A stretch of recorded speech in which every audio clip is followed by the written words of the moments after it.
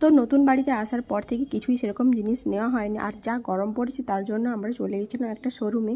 তো এখানে আমরা ফ্রিজ দেখছি, এই ফ্রিজগুলো সত্যি খুব ভালো লাগছিল। তো আমার এই মোবাইলটায় একটা ফ্রিজ দেখছিলাম, ওটা খুব সুন্দর লেগেছিলো। তো আরও অনেক রকমের ফ্রিজ আছে দেখতেই পাচ্ছ। তো ডবল ডোরের, সিঙ্গেল ডোরের, যেরকম নিতে চাইবে সেরকমই আছে। তো আমরা কোনটা নিলাম সেটা দেখার জন্য তো নেক্সট ব্লগগুলো দেখতে হবে। তো এই সব দেখা হয়ে গেছে।